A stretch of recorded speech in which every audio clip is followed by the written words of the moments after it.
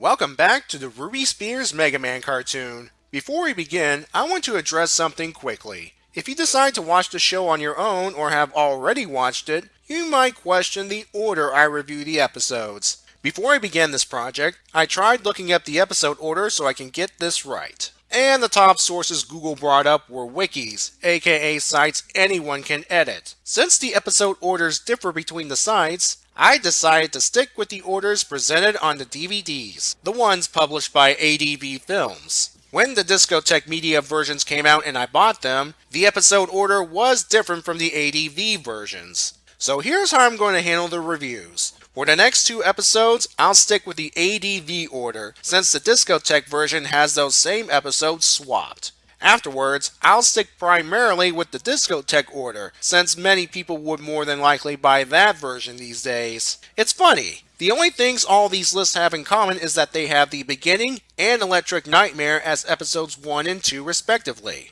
Besides, continuity is so light you can practically watch the episodes in any order, at least in Season 1. I'll explain more when we get into Season 2. Alright, enough of that, let's start the review. The episode begins with an average day in the city. That is, until everything starts shaking. No, it's not someone loudly playing their music, it's an earthquake. Thankfully, the city's emergency response team arrives. A super fighting robot and his flying robotic dog. Seriously, no one else is helping? While sorting out this mess, Mega Man spots Cutman and Gutsman strolling down the street like it ain't no thing. In a rare moment of competence, Cutman distracts Mega Man by cutting some nearby power lines, and Gutsman shoots a microtransmitter on the back of his neck. Then they hightail it out of there. Back at the lab, Dr. Light pinpoints the center of the quake, and Mega Man has a hunch Wily's behind this, on the count of Cutman and Gutsman showing up. Mega Man's ready to leave, but Roll shows up wanting to help.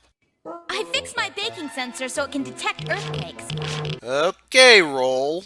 Despite this handy modification, both Mega Man and Dr. Light has Roll stay for her safety. Unfortunately for all of them, Wily and Proto Man are watching them thanks to that transmitter, and they're preparing an ambush. Mega Man and Rush head down to where the center of the quake was, and find some very large tracks. Wait a second, underground? Earthquakes? The possibility of a large vehicle? Oh crap, it's the Technodrome! Get the Ninja Turtles, quick! Actually, a Ninja Turtles Mega Man crossover would be awesome. But no, it's Wily and his bots as they ambush them in the tunnel.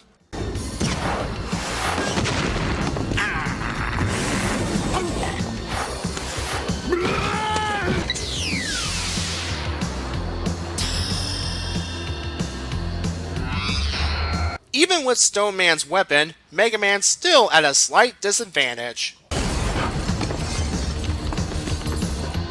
Nobody destroys Mega Man but me!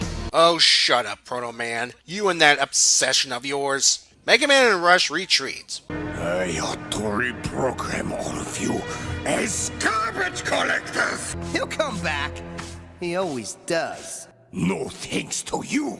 Even Wily's getting miffed at Proto Man's obsession. It doesn't really matter. Wily's still in control of the situation thanks to the transmitter on Mega Man. Dr. Light and Mega Man inform the mayor of the situation when Dr. Wily contacts them. Submit to me.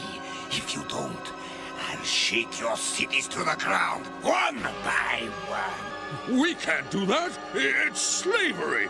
Sounds good to me. To show that he means business, he causes a quake in City Hall. Dr. Light has a possible solution, an anti-quake stabilizer that he'd been working on for years. So all they need to do is complete it and then they'll save the day. Well, that's not going to happen. Wily learns of the plan again thanks to the transmitter, and to stop them, he causes a massive quake underneath Light Labs. The resulting devastation trashes the lab, injures Dr. Light, damages Mega Man, look at his arm, and worst yet, destroys the anti-quake stabilizer. While Dr. Light repairs Mega Man, he finds Wily's transmitter. A new idea comes up to turn Wily's advantage into theirs. They send a false message to Wily, saying Light's device survived and it's ready to go, while placing the transmitter on junk that looks like the stabilizer. Wily and his robots take the bait.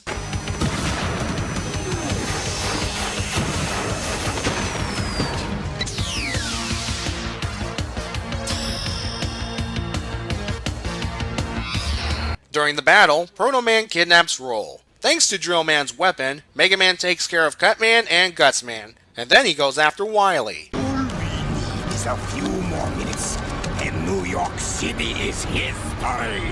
Wait, Mega Man lives in New York? Well then he has no excuse not to team up with the Ninja Turtles. Anyway, Mega Man drills into the machine, takes care of said machine, and save roll. During all of this, Wily and Proto Man retreat. Proto Man's blaster was damaged by Mega Man's drill for the record. The episode ends with everyone rebuilding Light Labs. Gotta hit that reset button before the start of the next episode.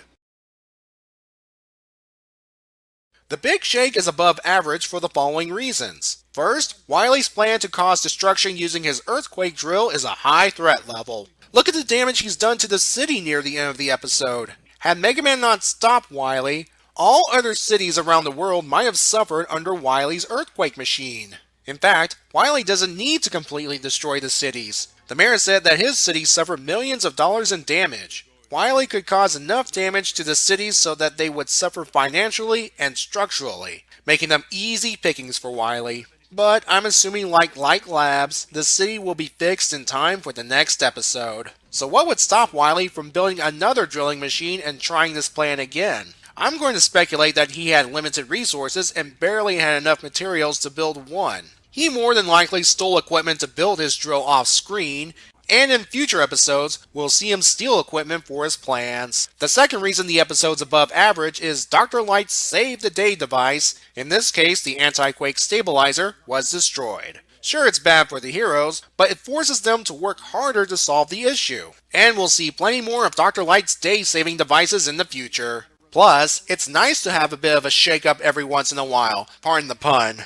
This brings us to the third reason, Wily using a transmitter to track and listen in on conversations. That's how he had the advantage most of the episode. It was only thanks to Mega Man getting damaged that the transmitter was discovered, and the heroes went on to use it to their advantage. At first, I thought the visual portions were through Mega Man's eyes, but later I assume any visual capable device can be used with the transmitter. Wily might not use the transmitter ploy again after Mega Man used it against him. Plus, Dr. Light could come up with some countermeasures. Our guest star robot masters are Drill Man from Mega Man 4 and Stone Man from Mega Man 5. Makes sense given Wily's plan of causing underground quakes. They more or less resemble their game counterparts. Drill Man will go on to appear in a couple more episodes while we never see Stone Man again. In fact, we don't see him again after the underground ambush. When we next return to the Mega Man cartoon, our blue hero wants to become a real boy.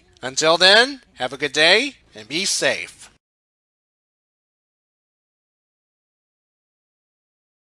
Of course.